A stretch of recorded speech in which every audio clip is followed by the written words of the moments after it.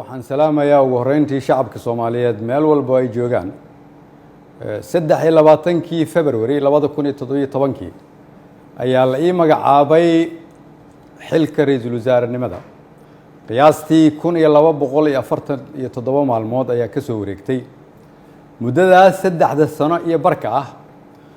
waxaan dalka Soomaaliyeed ugu adeegayay daacadnimo karti iyo hufnaan anigoo aaminsan inay ahayd waajib dalkayga iyo dadkayga iga saaran muddadaas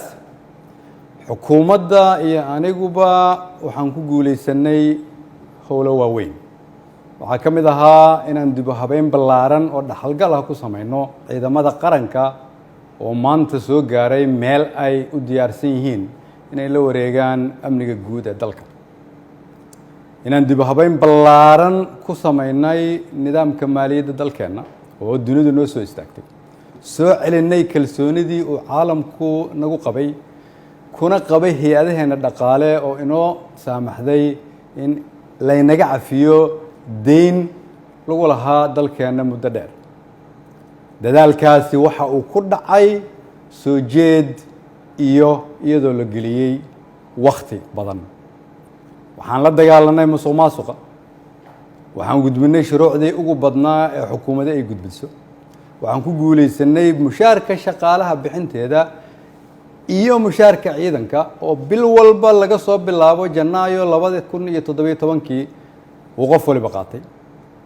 waxaan ku guuleysanay dowlad wanaag iyo amaano waxaan ku guuleysanay annagoo dib u soo nooleynay sharaftii ummadda Soomaaliyeed si loo ilaaliyo dhammaan guulahaas ay xukuumadda iyo shacabka Soomaaliyeed gaareen dhammaan shacabka Soomaaliyeed oo qayb ka ahaa rabana in la sii joogteeyo waxaa lagama maarmaan ah ilaalinta nidaamka awood isku wareejinta dalka oo si dimuqraadi ah u dhacda anigoo gudanaya waajibka arrinkaas iga saaran ayaan xukuumadda faray inay ka shaqeyso in dalku aado doorasho lagana fogaado muddo kororsi oo dhalin kara khalkhal siyaasadeed mid amni iyo mid dhaqaale waxaan ka shaqeynay isu keenidda dowlad goboleedyada iyo dowladda federaalka isugu keenay magaalada Dhuusamareeb si go'aan loo dhan yahay looga gaaro doorashada hadda dalka ku soo fool leh waxaan isku raacnay in la isku soo laabto 15 Agoosto si loo dhammaystiro geedi socodka doorashooyinka dalka inkasta oo kulamadii Dhuusamareeb horumar fiican laga sameeyay haddana waxaa muuqataa in weli uu socdo fikirkii ku aadanaa muddo kororsiga oo salka ku hayay wixii maanta ka dhacay golaha shacabka fikirkaas oo aan mar hore ka digay oo aan aaminsanahay inuu keeni karo khalkhal siyaasadeed dalkana dib u celin karo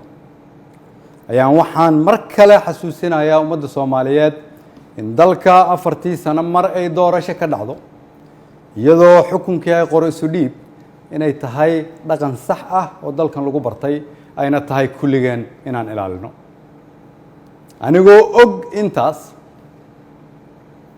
anigoo og in wixii maanta golaha shacabka ka dhacay ay ahaayeen sharci darro aan loo marin habraacii saxda ahaa ee xilka qaadis xukuumadeed anigoo og inaanay ku jirin ajandaha anigoo og inaan laga doodin anigoo og inaan loo codayn anigoo og inaanay waafaqsanayn dastuurka iyo shuruucda dalka haddana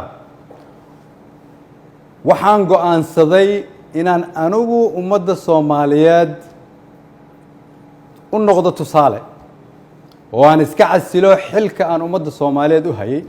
anigoo dhowraya midnimada dalka iyo inaan dib loogu laaban burbur iyo dhibaato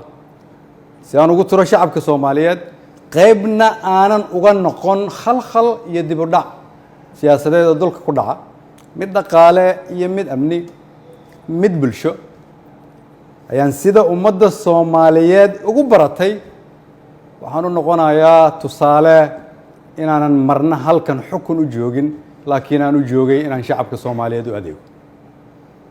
waxaan u mahad celinayaa madaxweynaha oo fursad ii siiyay inaan shacabkayga u adeego golahaygii wasiirada oo igu garab istaagay inaan dalkan samata bixino shacabka Soomaaliyeed oo hiil iyo hooba ila garab taagnaa iina ogolaaday inaan soo hor istaago oo aan u shaqeeyo mar walbana garabkayga taagnaa iina hiiliyay waxaan u mahadcelinayaa saaxiibada Soomaaliya oo xilliyo adag iyagana na soo garab istaagay ummadda Soomaaliyeed waxaan u rajaynayaa barwaaqo dalkan rajo ayaan ka leenahay kulligeen dalka ayaa kulligeen inaga weyn cid waliba waa inay aqbashaa in dalka loo turo maanta waa maalinteydii aniga ayaa u turay dalka shacabka Soomaaliyeed meel walba ay joogaan waxaan leeyahay waxaan idinkuga adeegay awooddii ugu sarreysay oo aan awoodo haddii ay wax iga khaldameen waxaan idin weydiinayaa inaad cafisaan wasalaamu calaykum waraxmatullahi wabarakatu